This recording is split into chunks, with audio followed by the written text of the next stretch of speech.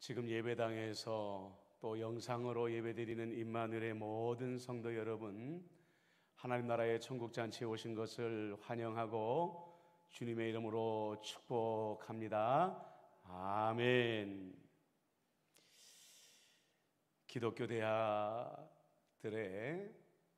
정문이나 아니면 어떤 초석에 새겨진 가장 많은 성경 구절 중에 하나가 오늘 본문에 나오는 진리를 알지니 진리가 너희를 자유롭게 하리라 하는 말씀일 것입니다. 우리가 잘 아는 갈라디아서 5장 1절에도 보면 그리스도께서 우리에게 자유를 주셨다 이렇게 말씀을 하고 있습니다.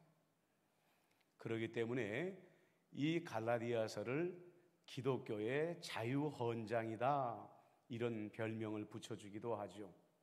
이렇게 이 진리라는 것과 자유라는 것은 교회의 두 기둥과도 같은 것입니다.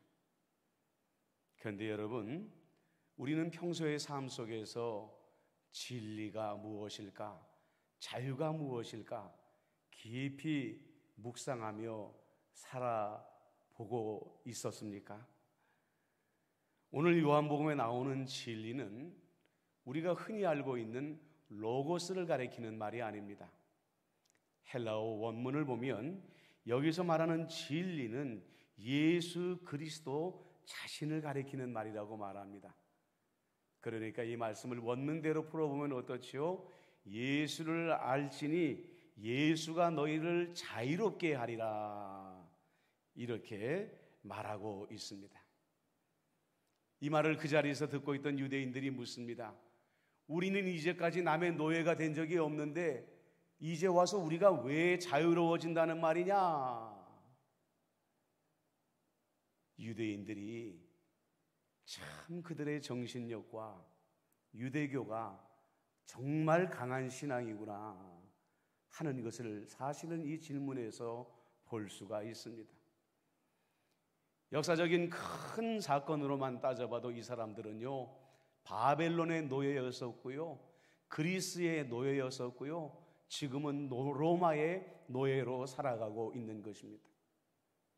그럼에도 불구하고 우리는 아브라함 이후로 누구의 노예도 된 적이 없다라고 말하는 것은 비록 우리의 몸은 노예일지 몰라도 우리의 영혼은 하나님 은혜 안에서 하나님의 사람일 뿐이다라는 신앙 고백을 하고 있는 거예요. 그러니 얼마나 대견하고 얼마나 멋진 선언이다라고 말할 수 있겠습니까? 그런데 오늘 성경에서 예수님은 너희가 바벨론의 노예가 아닐 수는 있다. 너희가 그리스의 노예도 아닐 수도 있다.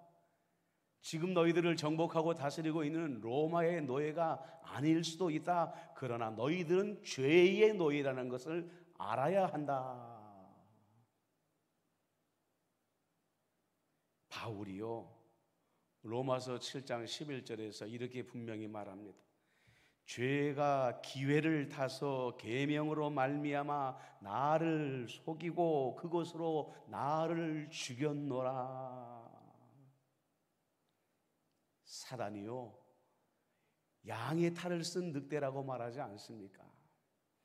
유대인들은 율법만 붙잡고 있으면 자기들이 죄인이 아니라고 생각했는데 도리어 이 사단은 율법을 이용해서 그들의 영혼과 그들의 마음을 마비시켜버리고 자기들이 죄인인 것을 잊어버리게 만들었다. 이렇게 말하고 있는 것입니다.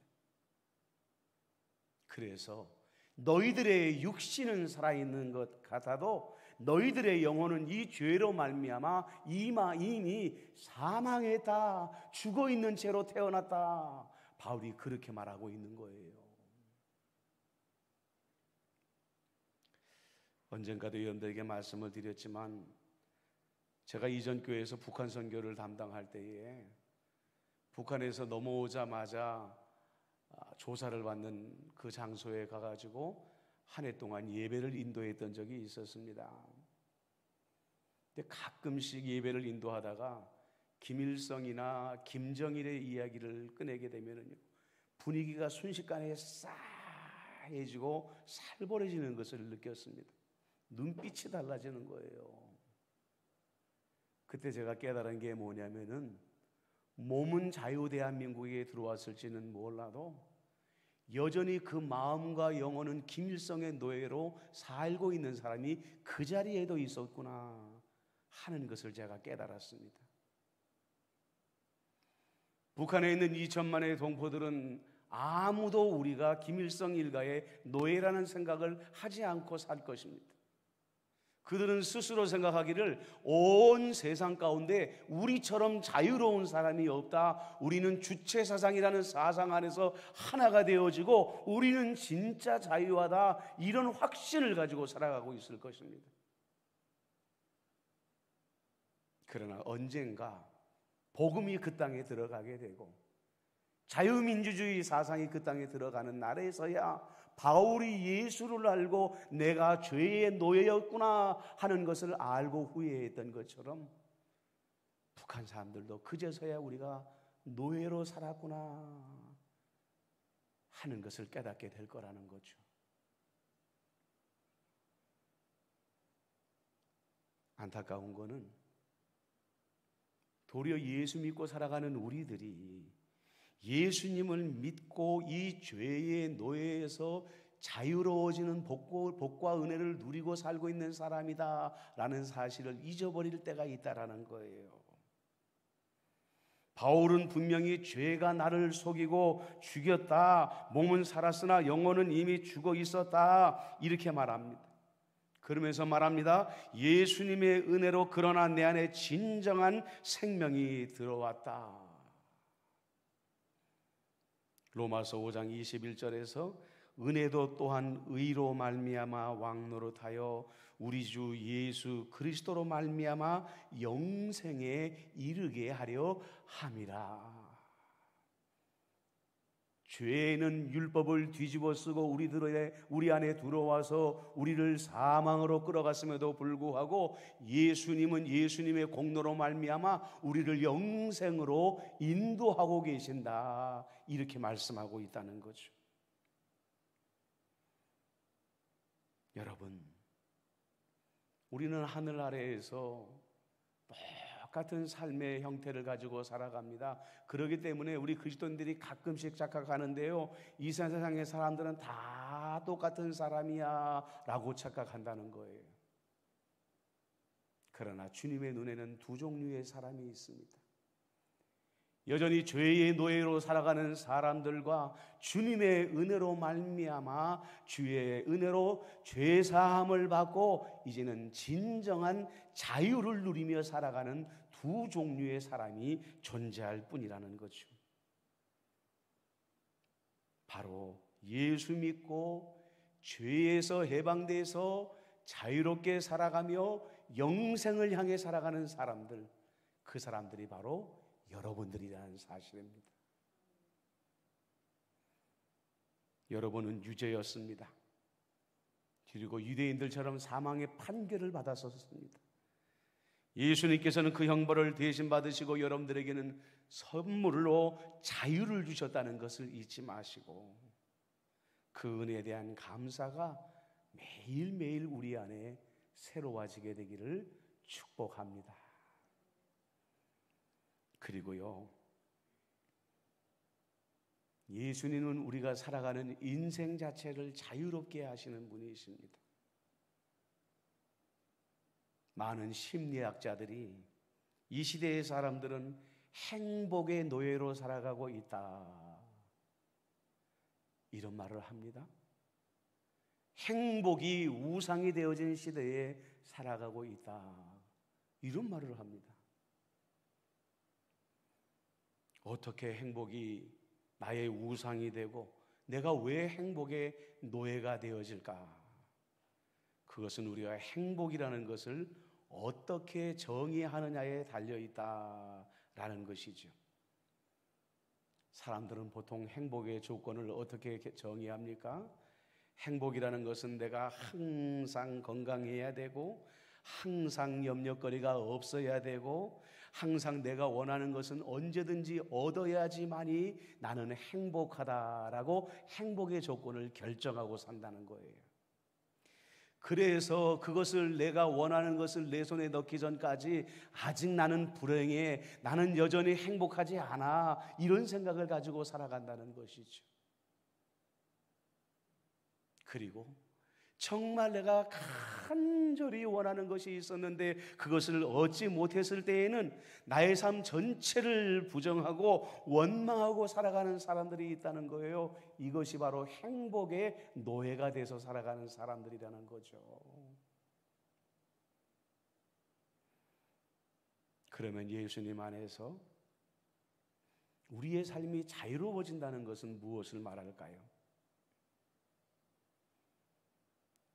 정의를 내려보자면요, 내 삶 전체가, 내 인생 전체가 예수님의 뜻과 계획 아래 존재한다는 것을 인정하는 것을 말하는 것입니다. 무슨 말이냐고요? 우리는 하나님의 자녀로서 내가 필요하고 내가 원하고 내가 기대하고 내가 소망하는 모든 것들을 하나님께 기도할 권리가 있습니다. 그것을 우리가 주님께 강청할 권리가 우리에게는 분명히 있다는 거예요. 때로는 우리 주님께서 우리가 소망하는 것을 주실 때가 있습니다. 때로는 우리가 주님께 강청하는 것을 주님께서 우리에게 응답하실 때도 있습니다. 그러나 우리가 알아야 되는 것은 뭐냐면 우리의 인생이 주님의 계획 아래에 있다는 것은 주님께 우리가 기대하는 것을 주님께서 거절하실 때도 있고 우리가 간절히 소망하는 것을 주님께서 우리에게 주시지 않을 때도 있다라는 것을 인정하는 것이라는 거예요.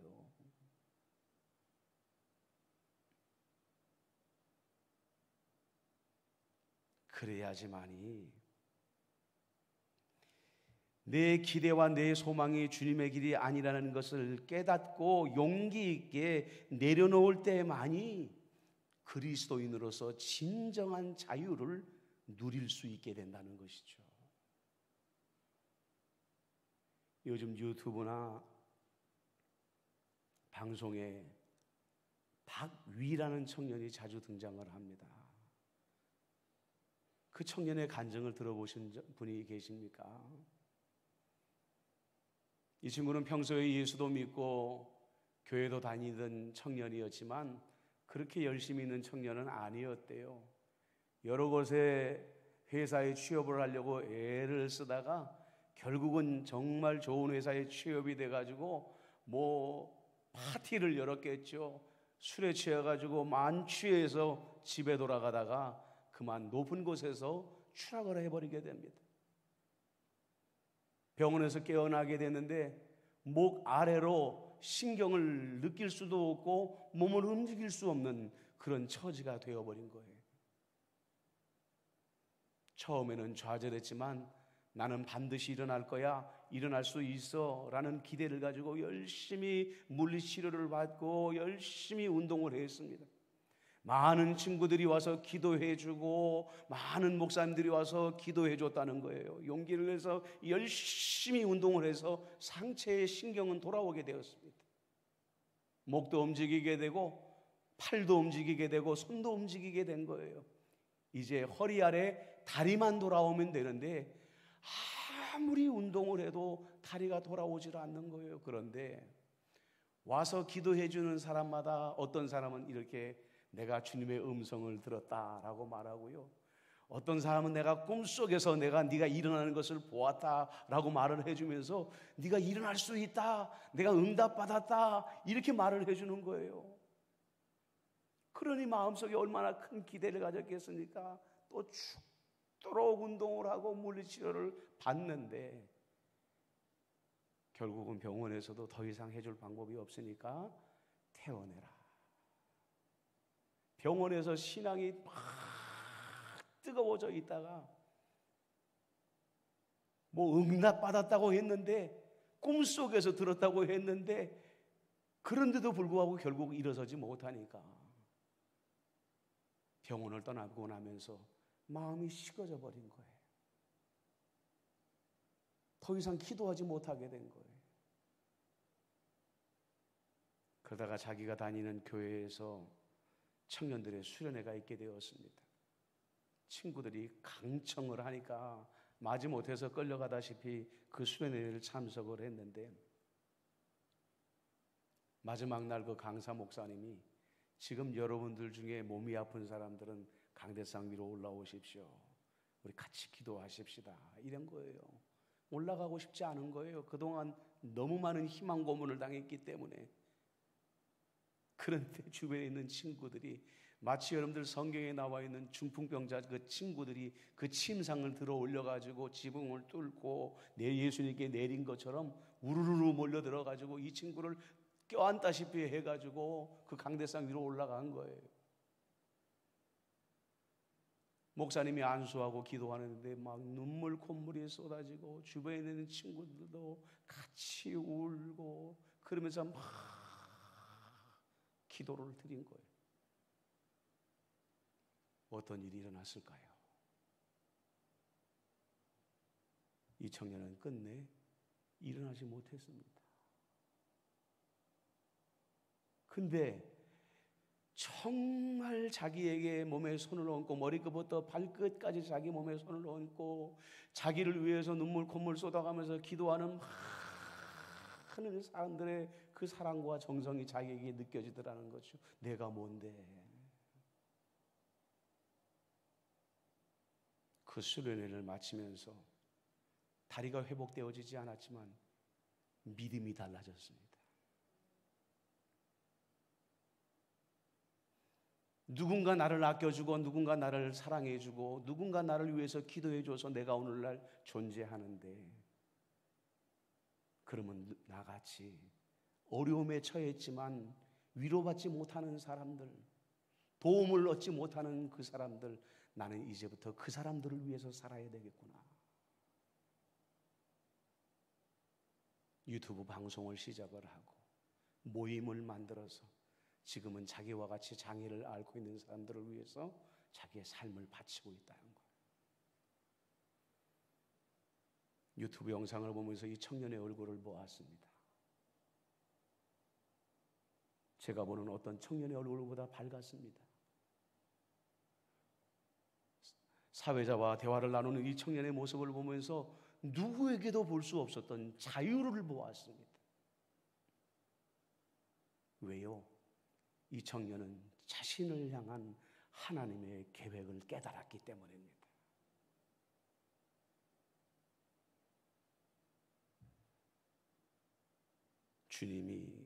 주님께 내가 원하는 길을 요청할 수 있습니다.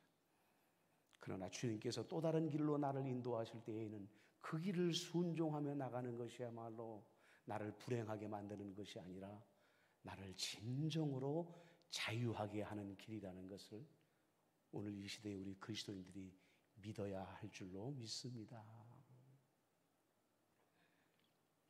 마지막으로 여러분들과 함께 나누고 싶은 예수님만이 주시는 자유가 있어요. 그것은 우리 인생의 가장 마지막 순간에 누리는 자유입니다. 우리는 지난주에 고 박성규 지사님의 장례 예식을 치렀습니다. 한국 전쟁에서 월남에서 자유 대한민국을 수호하기 위해서 가장 앞장서서 자기의 삶을 바치신 분이셨죠. 저는 10년 동안 집사님을 교회에서 잠깐만 배웠지만 항상 인자했던 그 표정과 굵고 짧으면서도 사랑이 담긴 그 인사를 잊을 수가 없습니다. 돌아가시기 전주에 의식이 흐려지는 그 순간에 전화기에 대고 큰 목소리로 목사님 사랑합니다 남긴 그 말씀은 아마 내 평생에 잊을 수가 없을 것 같아요.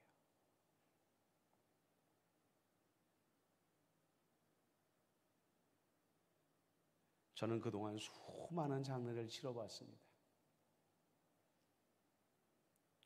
큰 교회 부목사 시절에는 너무 많은 장례를 치르다가 보니까 때때로는 유가족들의 마음을 위로하기보다는 형식적으로 장례 예배를 인도할 때도 있었어요.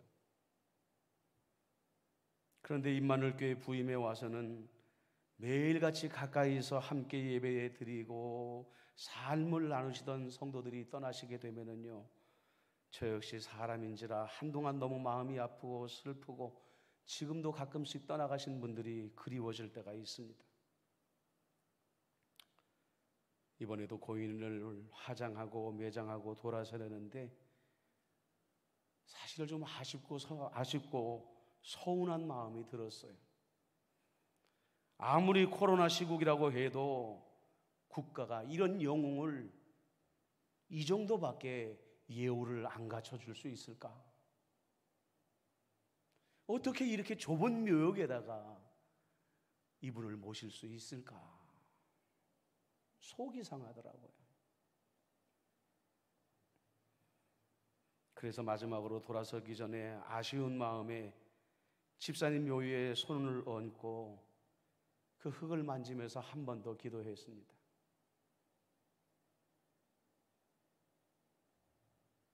그때 주님께서요, 이 미련한 목사에게 감동을 주십니다. 집사님은 그곳에 있지 않고 지금 내 곁에 있다. 이곳이 얼마나 아름답고 좋은 곳인지 네가 설교하지 않았냐. 낯이 뜨거워지더라. 그제서야 저는 아멘 하고 그 자리를 일어설 수가 있었습니다. 미국의 흑인들이 노예였던 시절이 있었습니다. 그 시절에 노예 해방이 되기 전에 부르던 찬양들을 흑인 연가라고 해서 예전에는 교회 안에서도 이 찬양들을 참 많이 불렀었죠. 제가 고등학교 때 꽤 많이 불렀던 찬양이 생각이 납니다.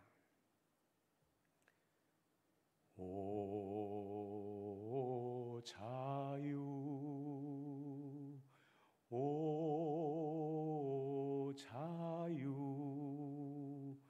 나는 자유하리라.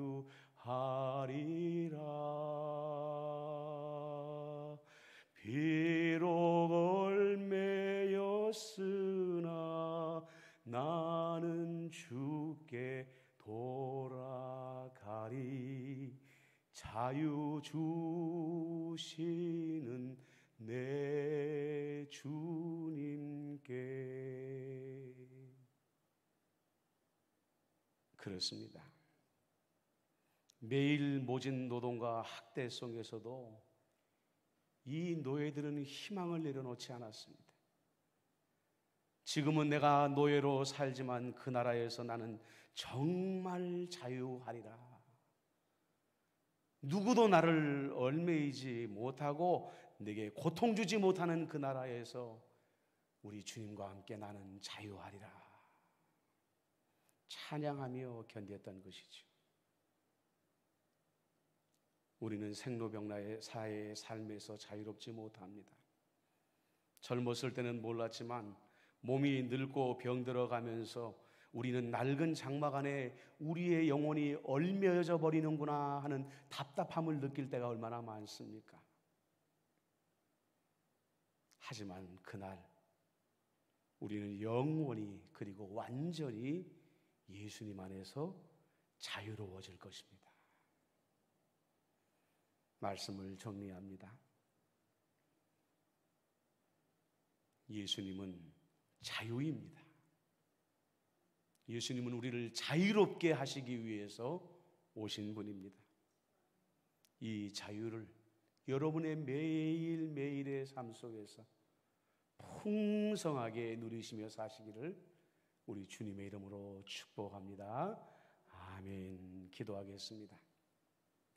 사랑이 많으신 우리 예수님, 우리는 죄의 노예로 살았습니다. 행복의 기준을 내 마음대로 정해놓고 그렇게 되지 않으면 불행하다는 생각을 하며 살았습니다. 우리는 사망을 두려워하며 날마다 떨며 살았습니다. 그러나 예수님이 오심으로 말미암아 우리는 죄의 노예에서 해방되어졌고 주 예수 그리스도께서 우리를 향한 예비하신 그 길을 걸으며 자유를 알게 되었고, 마지막 날 우리가 주님 안에서 이 낡은 장막집을 던져버리고 누릴 영원한 자유도 알게 되었습니다. 주님이여, 이 자유가 나의 것임을 알고 뒤로 미루지 아니하며 오늘부터 누리며 살아가는 우리 모든 그리스도인들이 되게 하여 주옵소서. 예수님의 이름으로 기도드리옵나이다. 아멘. 준비하신 예물을 드리겠습니다.